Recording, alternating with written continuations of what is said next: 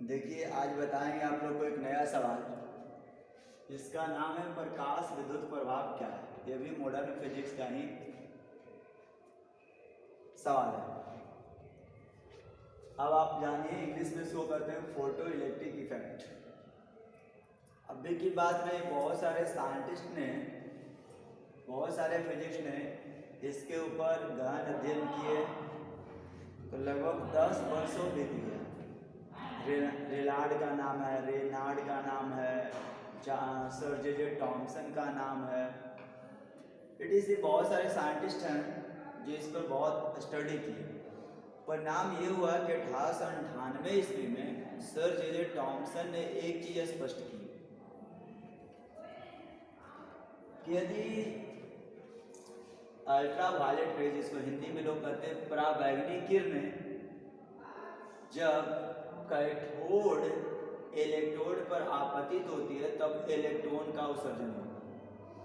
एक एनोड होता है इलेक्ट्रॉन, जिस पर धन आवेश की उत्पत्ति होता है। ये जो धन आवेश और ऋण आवेश, दैट मीन्स इलेक्ट्रॉन जो होता है, ये दोनों इलेक्ट्रॉन को पहले एमीटर के द्वारा माप लिया जाता है, उसके बाद जाकर बैटरी में क्या कर ली जाती है, तो उसको सेव कर दिया जाता है, सुरक्षित कर दी जाती है। तो इसको हम लोग प्रकाश विद्युत प्रभाव कहते हैं।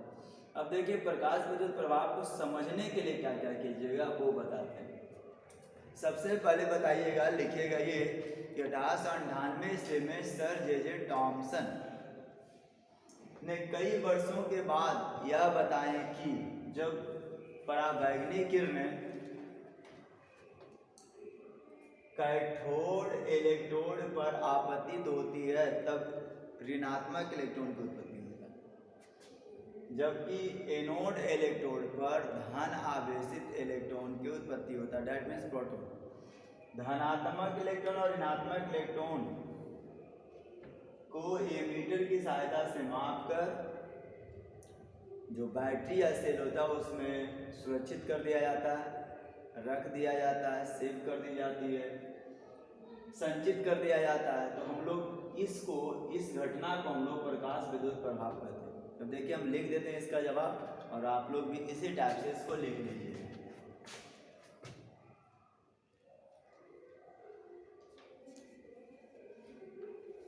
अठारह 1898 ईस्वी में सर जे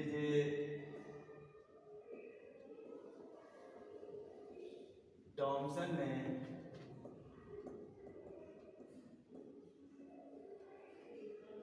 यह स्पष्ट किए कि यदि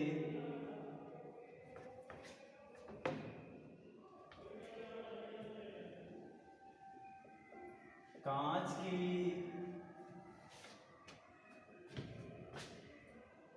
बल्ब के भीतर उपस्थित दो इलेक्ट्रोड कैथोड और एनोड पर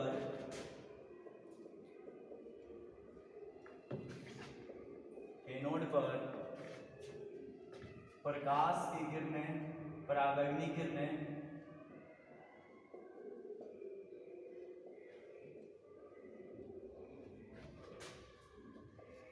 आपतित होती है,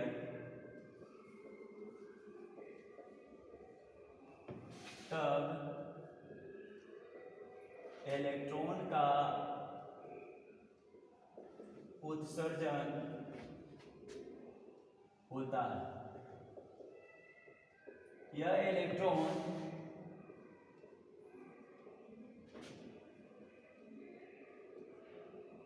अर्थात विद्युत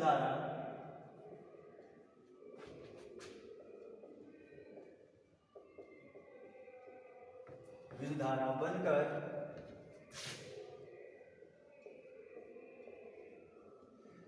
प्रवाहित होती है,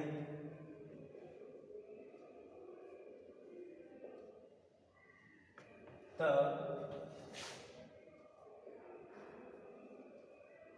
एमीटर के द्वारा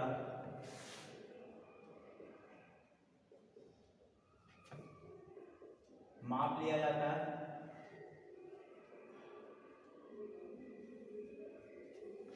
और सेल में या बैटरी में संचित कर लिया जाता है। तो इस घटना को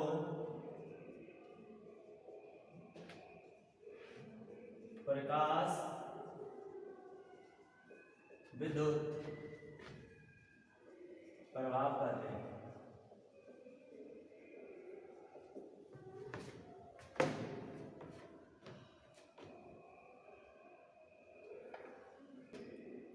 देखिए एक सवाल है नया, उसके बारे में आप जानिए।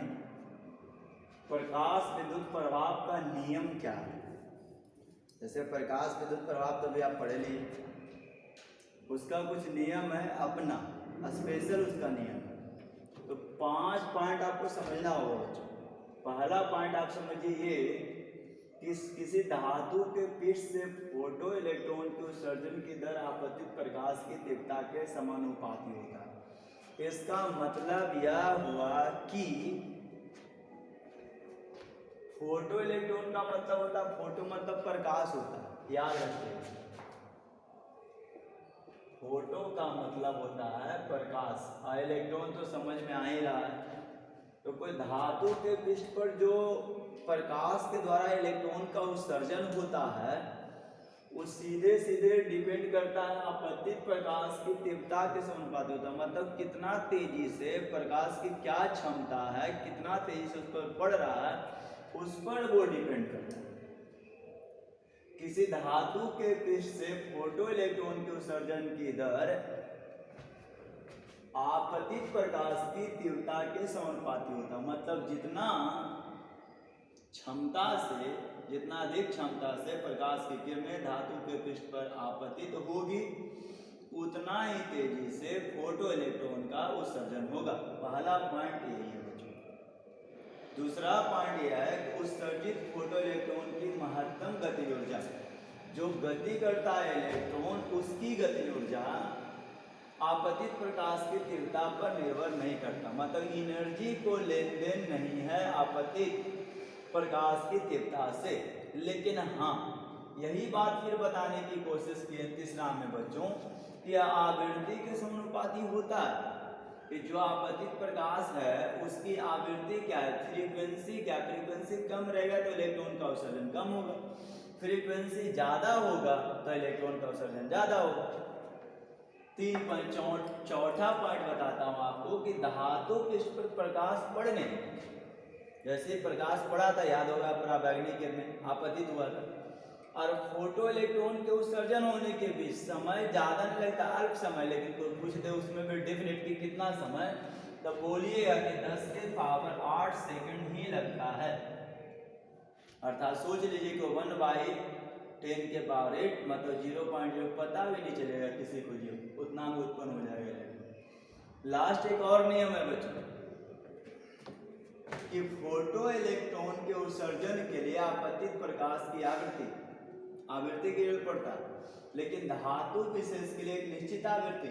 लेकिन निश्चित आवृत्ति का मतलब है देहली आवृत्ति, तो देहली आवृत्ति से थोड़ा अधिक चाहिए।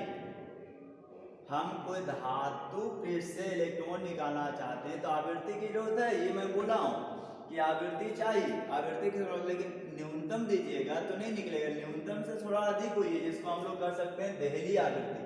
तो देहली आवृत्ति से अधिक होगा तो इलेक्ट्रॉन का उत्सर्जन होगा। तो ये 5 इसके पॉइंट है, 5 पॉइंट पर आप लोग गंभीर होकर इसको समझने की कोशिश कीजिएगा।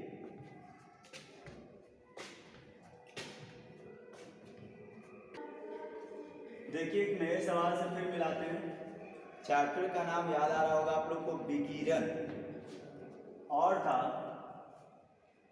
द्रव्य की द्वैत प्रकृति। लेकिन आज अभी आप लोग को हम विकिरण से रिलेटेड बता रहा हूं कि विकिरण का क्वांटम सिद्धांत क्या है। कोई भी निकाय है, निकाय का मतलब वस्तु, उससे जो उत्सर्जित होता है या धातु, किसी भी धातु से उत्सर्जित या अवशोषित ऊर्जा जो है, ऊर्जा का एक निश्चित मान के पूर्ण गुणांक होती है। यह बात 1990 ईस्वी में मैक्स प्लैंक ने बताया था। एक बात और आप लोग को जानना है, इसमें बहुत इंपॉर्टेंट चीज़ है, इससे न्यूमेरिकल्स आएगा जो हम आप लोग को देंगे। जानना बच्चों कि ई प्रोपोर्शनली न्यू होता है। रह गया कि ई क्या है, तो ई फॉर एनर्जी। एनर्जी का मतलब हिंदी में आप लोग समझते होंगे ऊर्जा। और ये न्यू, न्यू का मतलब हो गया फ्रीक्वेंसी, और फ्रीक्वेंसी का मतलब आवृत्ति। आवृत्ति के समानुपाती होता, अभी तो बताए थे कि जो ऊर्जा होता है वो आवृत्ति के समानुपाती होता है। तो ऊर्जा जब आवृत्ति के समानुपाती होता है तो समानुपाती हटाइएगा तो दो चीज लगेगा, इक्वल और कांस्टेंट लगेगा। तो E इक्वल एच न्यू, जहां बताइए कि एच एक नियतांक है जिसे प्लांक का नियतांक कहते हैं। देखिए मैक्स प्लांक था इसलिए प्लांक ने रख लिया अपना नाम। प्लांक का नियतांक कहते हैं। अब एक बात है और जान लो बच्चों कि न्यू बराबर फॉर्मूला होता है सी बाई लैम्डा। लग गया कि सी क्या है,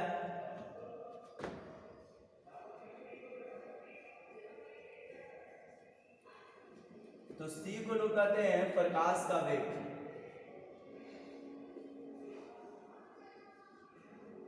और लैम्डा जो है इसको कहते हैं तरंगदैर्घ्य।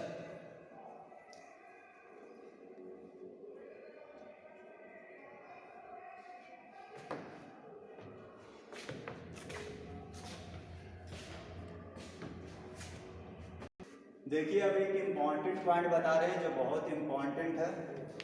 3 सवाल एक साथ मर जाइए, लेकिन है ये बहुत ही अच्छे। प्लांक नियतांक का एसआई मात्रक, सीजीएस मात्रक और बीमा जानना है। तो अभी क्लास लिए तो सबको याद हो गया होगा कि E बराबर एच न्यू होता है। तो जब E बराबर एच न्यू होता है तो यही निकालना है H, तो H बराबर E बाई न्यू। अब हम लोग बात करेंगे H का एसआई मात्रक, तो एनर्जी के लिए जूल हो गया, आई हो गया सेकेंड इनवर्स, इसका मतलब जूल सेकेंड। अब H का सीजीएस मात्रक लगाएंगे, तो सीजीएस में क्या होता है, जूल नहीं लिखा था, अर्ग लिखा था, सेकेंड इनवर्स हो गया, तो अर्ग सेकेंड हो गया। H क्या स्वीकृत आधुनिक मान,